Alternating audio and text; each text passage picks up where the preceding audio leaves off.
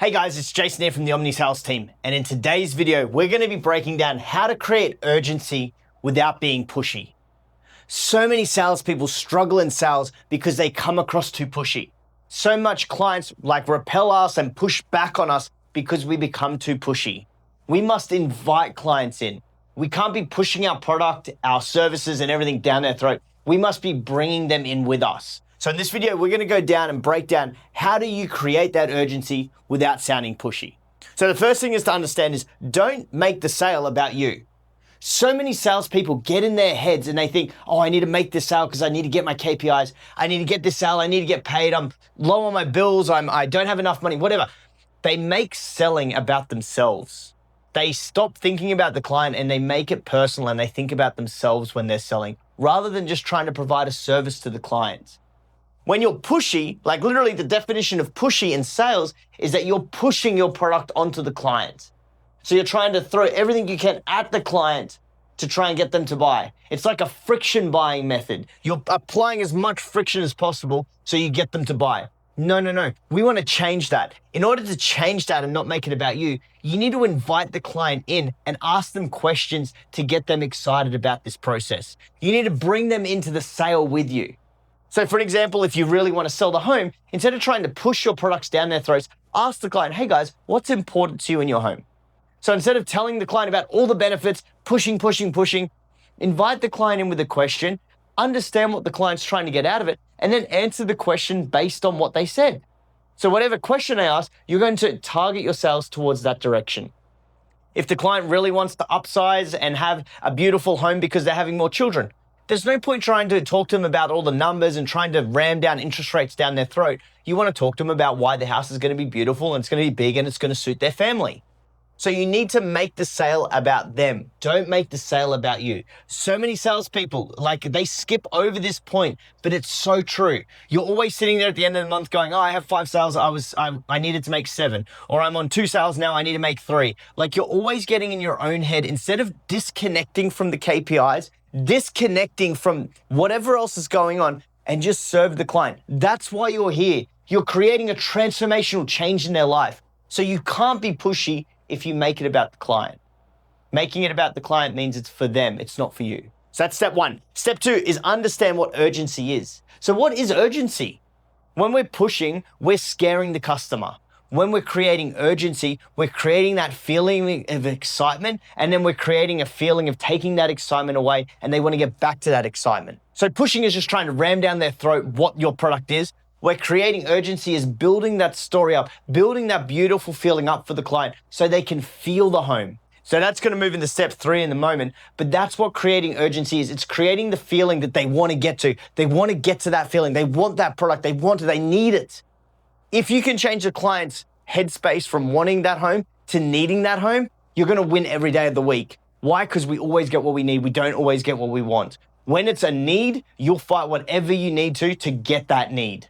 So that's step 2 is understand what urgency is. Look it up, look up the definitions, go and study urgency, understand what it is. Understand that that's where you're trying to move your client is to an urgent sale, not to a pushy sale.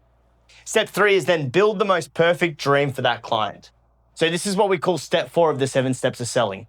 Once the client can build up in their head this beautiful home, it ticks every box in their head, they can emotionally connect with the home. It's going to be a lot easier to close that client. So how we build that most perfect dream for them is ask them questions. So many of us just start telling the client about all these benefits and all the extras the home has, all the inclusions, all the promotions.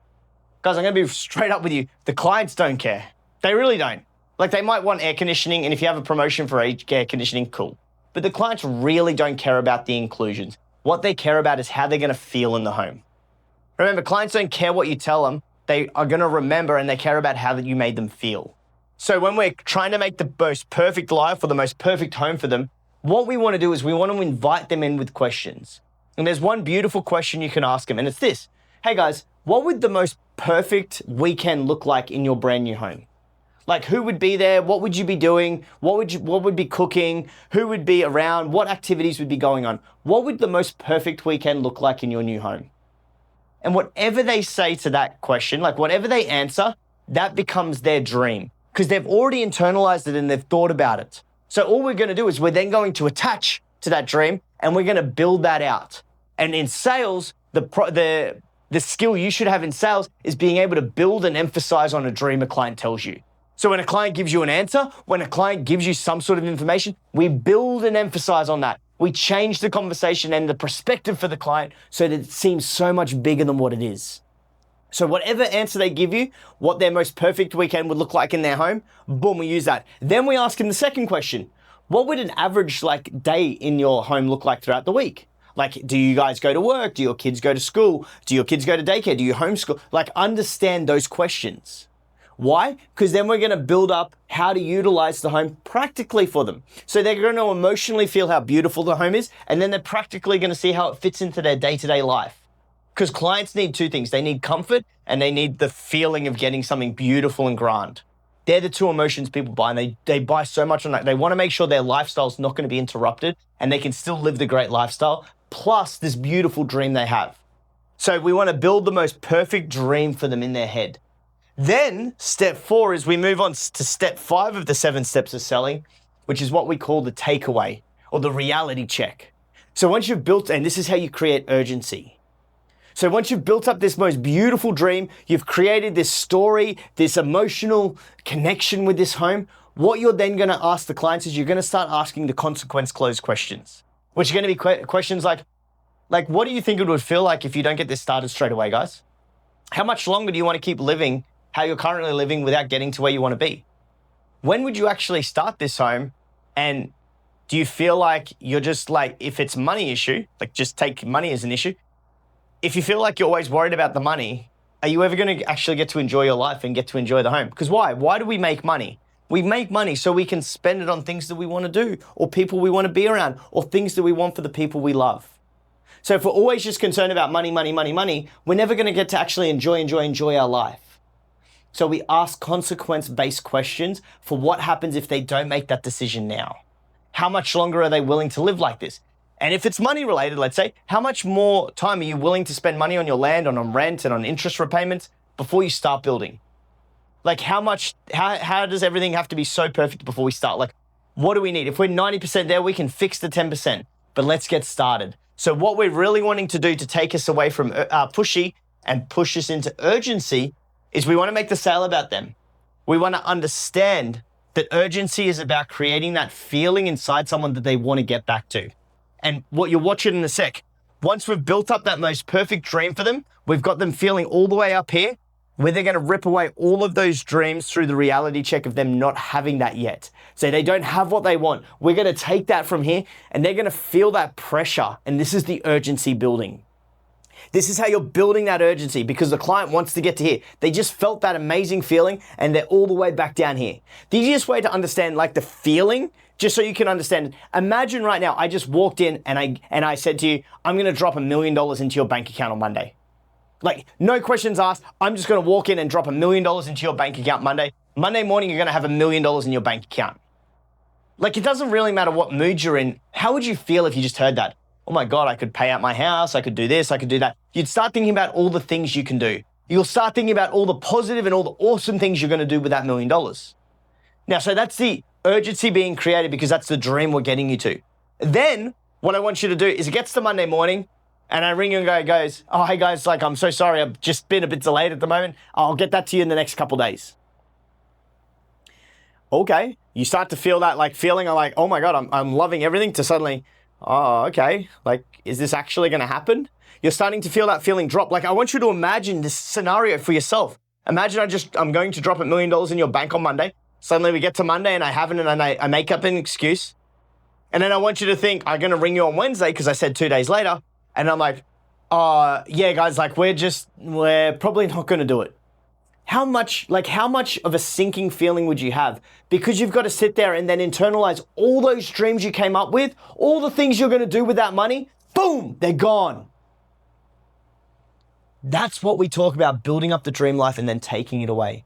But the difference with that $1 million scenario is the clients are actually the ones in the position that can make the choice to get back to that dream life. And that's the choice of depositing with us and to making the move and to starting the sale now.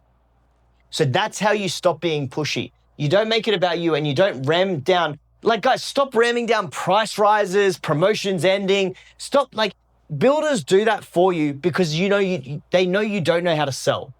Builders give you those freebies like the price is going up, the promotion's ending. They tell you that every month because you can't sell without it, because you haven't learned how to sell. You haven't learned how to create urgency through building up a dream life and then showing the clients the consequence close if they don't buy. You don't do soft closes on them. So when we get to the presentation, we don't have to use a price rise. The client already knows they have to start now. You get given these because you haven't learned to sell. So learn to sell. Then you don't need them. Then the builder never has to put the price up again. Or they can just put the price up the next day. It wouldn't matter because you're selling based on urgency and based on people wanting to get into the home. So if right now you're selling based on those, guys, I really want you to take a good look at these. Memorize these two. Write these down every day on your desk. Staple them to your computer. Put them as your screensaver on your phone. I don't care. Build up the dream life for the client and then talk to them about the consequence closes, about what happens if they don't start doing that now. How much longer do they want to live without that dream life? If you start doing that, you'll start to see the clients making decisions quicker.